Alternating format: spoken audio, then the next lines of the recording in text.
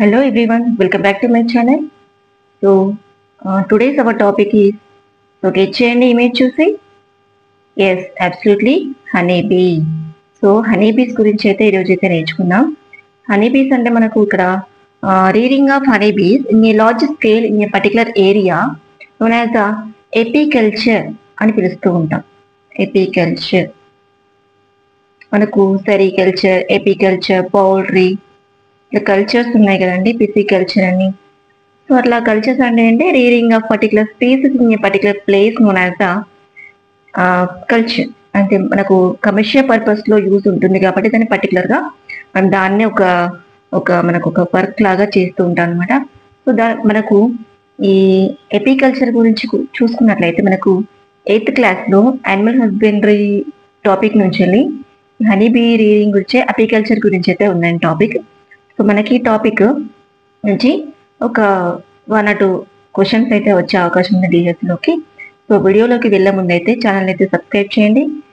ఎవరైతే DSC and models కూడా prepare అవుతున్నారో ఎస్పెషల్లీ బయాలజీకి, సో వాళ్ళకైతే షేర్ చేయండి. మీరు కనుక ప్రిపేర్ అవుతున్నట్లయితే ఛానల్ అయితే సబ్స్క్రైబ్ చేయండి. ఇటువంటి మరిన్ని వీడియోస్ చాలా ప్లేలిస్ట్లో అయితే ఉన్నాయి, అవన్నీ విజిట్ చేయండి. అండ్ నేను ప్రిపేర్ చేసుకున్న నోట్స్ అయితే మీ ముందుకు క్లియర్గా నోట్ చేసి మళ్ళీ ఎక్స్ప్లెయిన్ అయితే చేస్తున్నాను. సో వీడియోలోకి వెళ్తే ఇక్కడ మనకు హనీబీస్ అనేటివి మనకు 3 టైప్స్ ఉంటాయి. So 1 is the queen bee, second 1 drone, third type of worker. So queen bee అంటే మనకు రాణి ఈగలు అంటాం కదా, అది రాణి ఈగలు అంటే ఒక్కటే ఉంటాయి అన్నమాట, ఒక్కటే సింగిల్ గా ఉంటుంది. మనకు డ్రోన్, సో డ్రోన్ వచ్చేసి మనకు ఏదైతే మేల్ హనీబీ అంటాం, మేల్ హనీబీ. సో క్వీన్ అంటే మనకు తెలుసు కదా, female honeybee. This the female honeybee and this the male honeybee. Drones అంటాం, వాటిని ఏమంటామంటే డ్రోన్స్ అంటాం. డ్రోన్స్ అంటే కెమెరాస్, అది వేరే అండి. సో దీనికి కూడా డ్రోన్ అనే నేమ్ వస్తుంది. And workers, third type of Bs are workers. Workers అంటే మనకి ఇక్కడ ఫస్ట్ 3 weeks వచ్చేసి ఏదైతే మనకు హనీ బీ హీవ్ ప్రిపరేషన్ ఉంటుంది కదా, మనకు బీ హీవ్ ప్రిపరేషన్ అంటే ఇక్కడ ఇట్లా ప్రిపేర్ చేస్తాయి కదండి, ఏదైనా చెట్లో కానీ ఓల్డ్ బిల్డింగ్స్ లో కానీ ఇట్లా ఒక బీ హీవ్ లాగా ప్రిపేర్ చేస్తుంది. ఆ ప్రిపరేషన్ మొత్తం కూడా వర్కర్స్ బీసే చేస్తూ ఉంటాయి, డ్రోన్స్ కాదు, క్వీన్ కాదు. ఓకే, ఫస్ట్ 3 weeks వచ్చేసి preparation of bee hive, and next 3 weeks వచ్చేసి మనకు collection of the nectar from the different flowers. So honey bees flowers లో ఉన్న నెక్టార్ని కలెక్ట్ చేసి హనీ బీ హీవ్ లో స్టోర్ చేస్తారని మనకు తెలుసు కదా. సో ఆ వర్క్ అంతా ఎవరు చేస్తారంటే మనకి ఇక్కడ వర్కర్ హనీ బీస్ అయితే చేస్తుంటారు.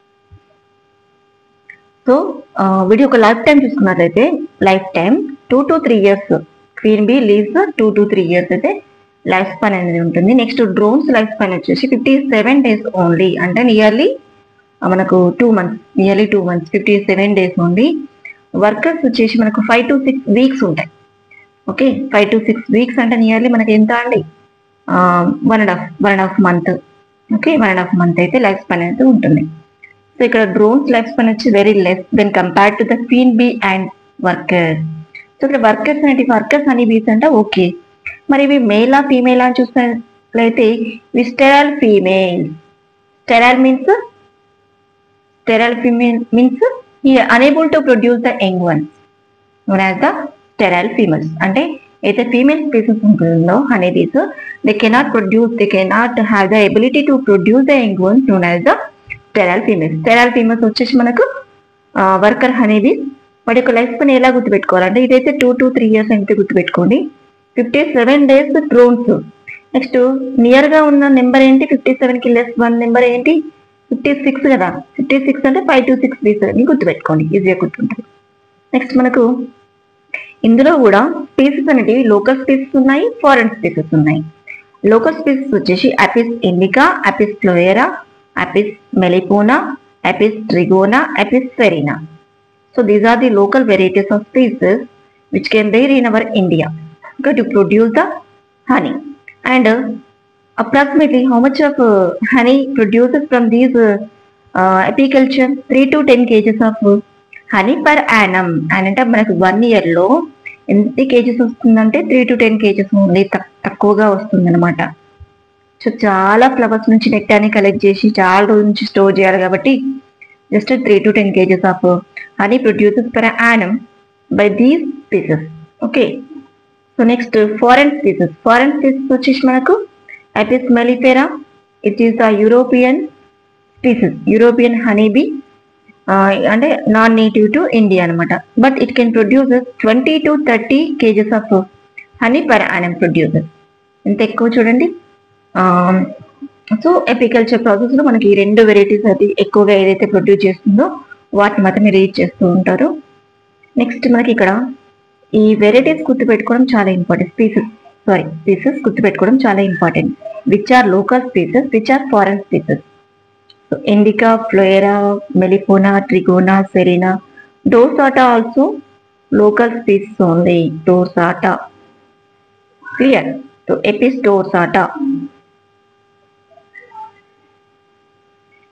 డోర్సాటా ఆల్సో లోకల్ స్పీసెస్ ఓన్లీ. మనకు ఇవన్నీ కూడా local species. But foreign species వచ్చి Apis mellifera is a European species. Producers can produce 20 to 30 kgs of honey per annum. Okay, clear? But ఇక్కడ మనకు 2 కన్ఫ్యూజ్ అయ్యే అవకాశం ఉంది. ఒకటి మెలిపోనా, ఎపిస్ మెలిపోనా, ఎపిస్ మెలిఫెరా. ఇవి 2 ఉన్నాయి కదా, ఇవి 2 మనకు కామన్ గా ఒకటే కావచ్చు అనిపిస్తుంది. ఇవి 2 కూడా ఫారెన్ వెరైటీసా లేకపోతే ఇవి 2 కూడా లోకల్ స్పీసీసా అనిపిస్తాయి కదా. సో బట్ ఇవి చాలా డిఫరెన్స్ ఉందండి. మనకి ఇక్కడ ఎఫ్ మెలిఫెరాలో ఎఫ్ ఉందా, ఫారెన్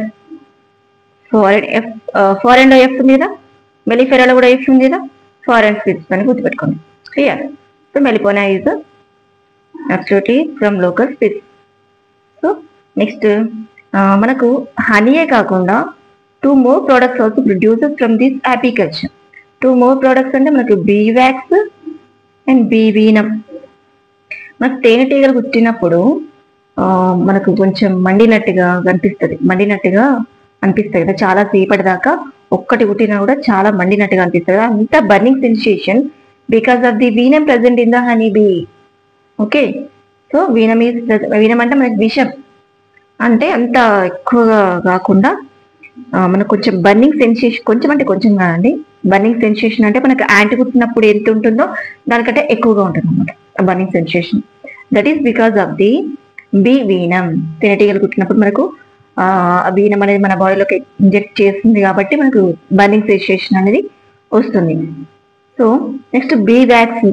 హనీ బీలో ఇట్లా బ్లాక్స్ లాగా ఉంటాయి కదా, మనకు హెగ్జాగోనల్ షేప్ లో, బెంజిన్ షేప్ లో బ్లాక్స్ లాగా ఉంటాయి కదా ఇట్లా. సో ఇందులో హనీ కలెక్ట్ చేసేటప్పుడు బ్లాక్స్ కూడా ప్రొడ్యూస్ చేస్తుంది. So that fact also we have the commercial value. Clear. Bee wax is used for the creams and nail polishes cream and nail polishes. We use the bee wax. Next to bee venom is used for the Apis tincture laga use chestam. So this is about what the main point important for the DSC. Overall the view of the apiculture. So చాలా ఈ video కనుక నచ్చినట్లయితే like చేయండి, share చేయండి and ఛానల్ని subscribe చేయడం మాత్రం మర్చిపోకండి. అండ్ ఇంకా ఏదైనా ఎక్స్ట్రా ఇన్ఫర్మేషన్ ఏదైనా మిస్ చేసుకుంటే కమెంట్ చేయండి. Okay, see in the next video.